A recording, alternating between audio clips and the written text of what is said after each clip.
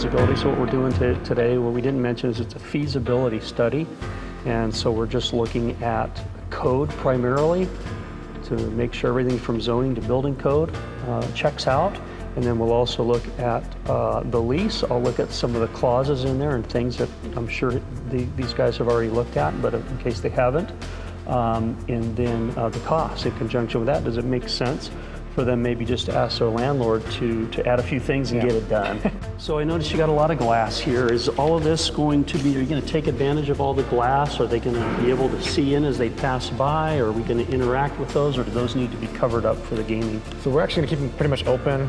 We have, especially since it's a retail space, we want people to kind of look in, see some of our higher end products through the window. So we're going to be leaving pretty much all the glass as is. We're actually going to be using some glass display cases. Okay. So when they look in, they can see not only products in the glass display, but look further beyond and see the actual kind of play area in here as well. So okay, get a little taste of everything that we're walking by. I get it. Little vignettes of what's happening inside. Okay. Tell me about what I don't see on this sketch, and usually we're thinking about the floor plan so much, we're not thinking of overhead. So is this a dark space? Is it illuminated? Is it exposed? The sound, what are we doing above? So we're going to be doing an open roof concept over here, which is going to allow us, I think from a volume perspective, to be kind of cool, because everyone's going to have that cacophony of voices and stuff. But structure. We're also going to be doing a black scrim on top, so that's going to darken the room. We're trying to do like a darkened lounge, right? So you're coming into the space and kind of bring the tone down a little bit, right? You're having a lot of fun in this space, but most of our illumination is actually going to be in a retail space, right? Because once you be able to see the product, once you get into the lounge So is this like an old style arcade, like where it's dark? Yeah. And you're seeing the focus is on the lights and the games. Exactly. Or is that too dark? We're going to be illuminating the table space, right? So imagine it being dark, and then all the play areas. That's where the strategic lighting is going to come in to kind of illuminate the table space, so you feel like you're just focused in your game or whatever you're doing in the lounge. So. And so all of the space is open, with the exception of your, looks like maybe building a few bathrooms. Is that going in the back corner? Yep, so this back corner over here, we're going to be putting in the bathrooms. So we'll have dedicated men and women's restrooms in this space. Okay. These are the private, on the other side of this wall are the private rooms. Yep. Right, yep. So you can maybe reserve them for a party, something like that, a get together. Yep, so you can book them, if you just want a small group of friends, you can do that, birthday party, corporate events. There's event spaces completely, right? So you can do whatever you want there. We're also going to have a portion of that will be an office and a storage area for the staff as well. Right, I never can have enough storage. This thing is, am I interpreting this wrong, or is this some sort of a check-in? Is this what this is? This is going to be our glass display retail counter, Point of sale. Which is going to be backed by the storage room kind of behind it, which also allows us to basically pincer our foot traffic kind of here, because our model is kind of like a gym membership model. So perfect. You're kind of paying to come into our space. So this guarantees that we can allow the flow traffic. So you can still have access to the retail space, right? But then we can also restrict access to the gaming lounge unless you pay your either day rate or hourly rate or membership. Okay. What you're trying to do.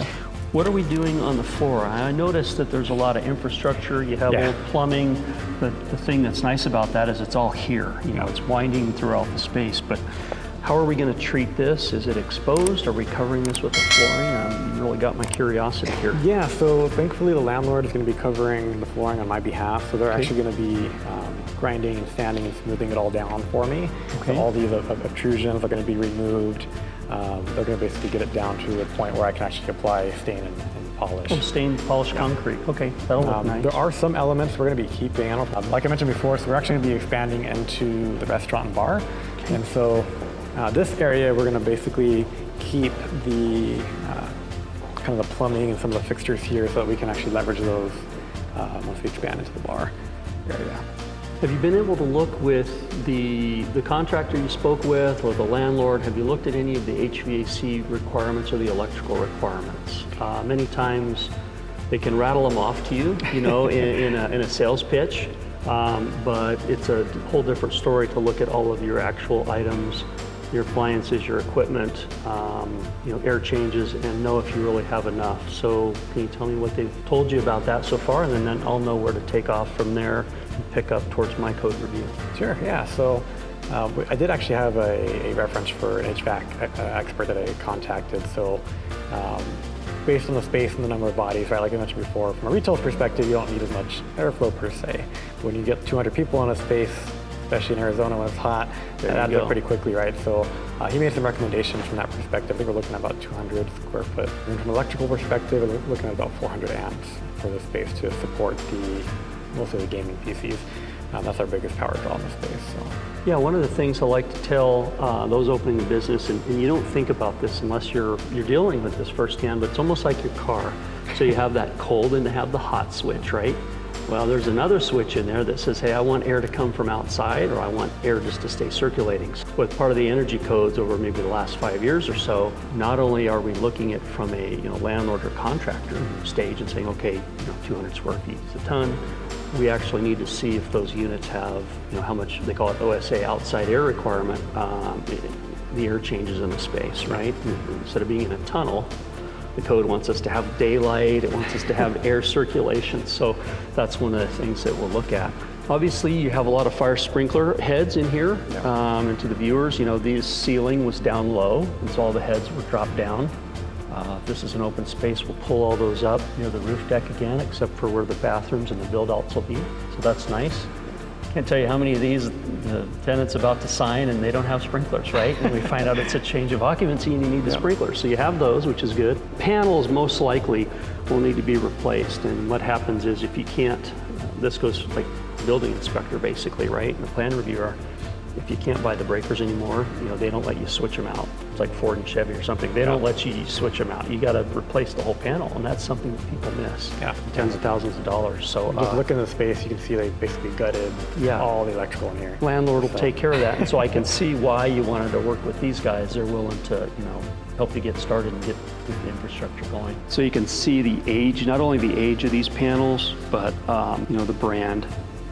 We're most likely not going to be able to get breakers and pieces for these. So, and they do have a grease trap here. Yeah, that's the big one we want to make sure we keep is the grease trap. Well, yeah, and I mean, you don't know, and these are funny because there are codes that change on these too. We had a crazy project in Peoria with Vestar, and they had interceptors in the parking lot, okay, so that all of the suites could be restaurants.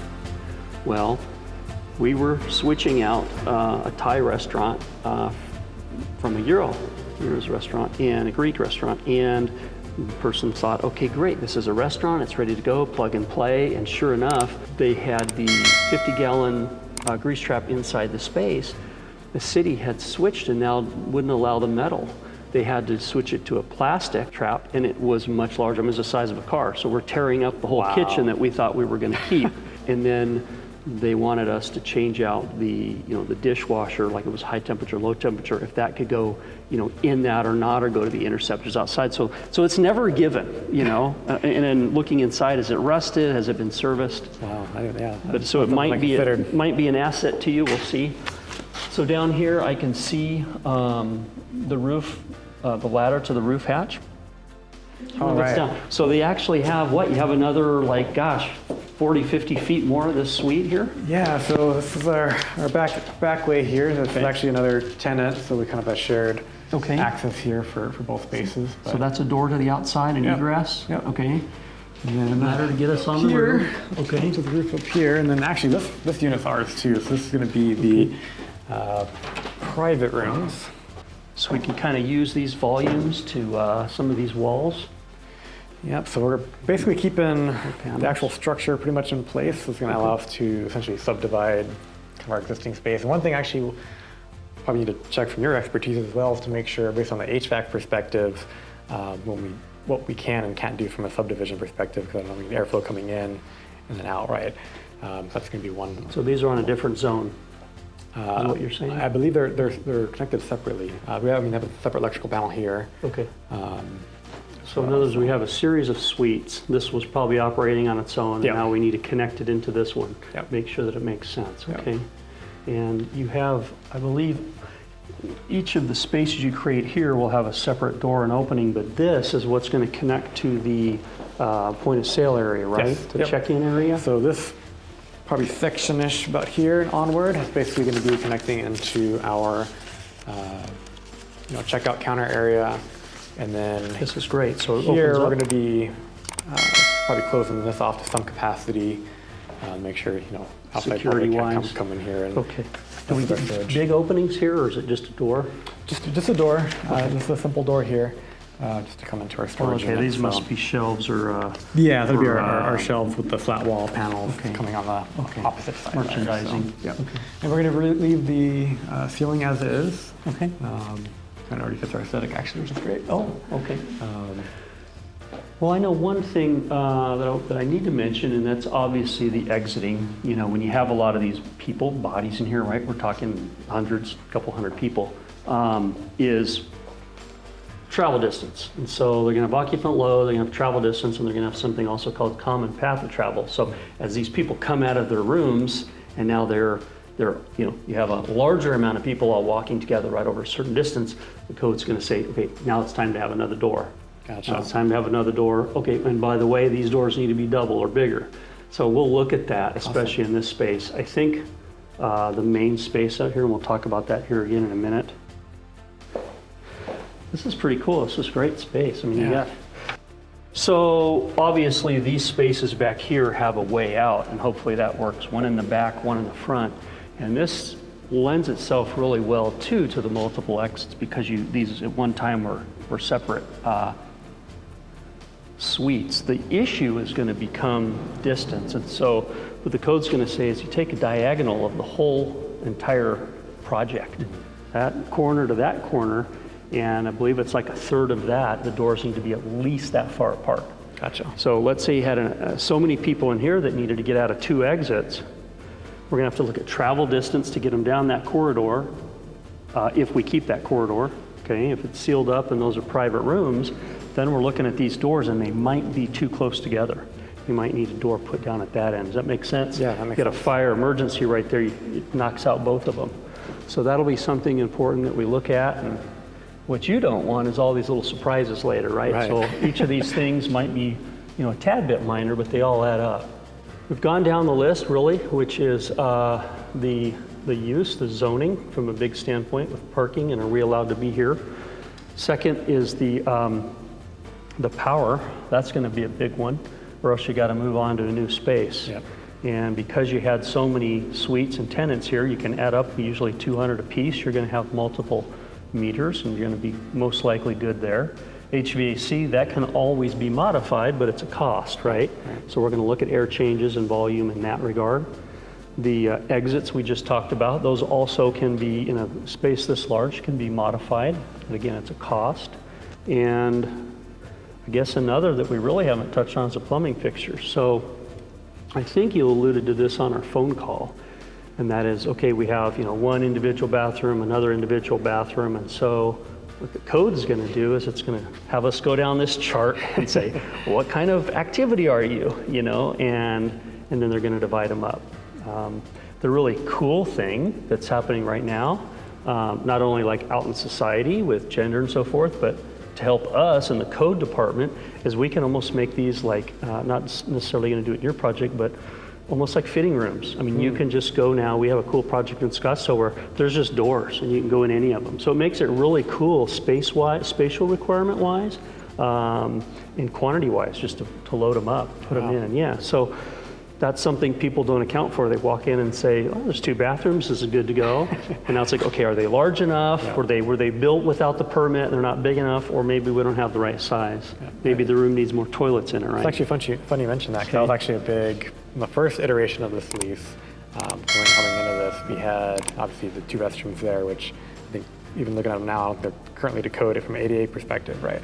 We also knew we were going to need to add some restrooms. Okay. In that first iteration, I came to realize they weren't going to be big enough, right, based on our use case. So we did have a little bit of a negotiation in that, because I remember you mentioned. yeah, that was a big, well, if we don't do that, then our plans for expansion, especially if we do the restaurant bar later, that's going to hose us down the line, right? So from a cost saving perspective, right, if we didn't take care of it from the get-go, it's going to cost us more later to expand into that, right? quote here from their contractor, and in this, we can play any part, right? We can be the contractor, we can be the architect, we can just, be a code reviewer in terms of feasibility. So this one, we're not doing contractor services, but I'm going to help them look at those prices and those scopes to make sure it makes sense. And then I'm also going to try to sway you into just having the landlord do that. And the reason is, the landlord, not to point the finger at them, but they're going to rely on their design team. And when they get that into the city, you're going to hear it all secondhand. And when they get it into the city, most of the time, if we were a separate architect, what's going to happen is, first of all, we need their drawing as a starting point to say, here's what's built, here's what we're going to add on to it. Okay, so we can't start without it.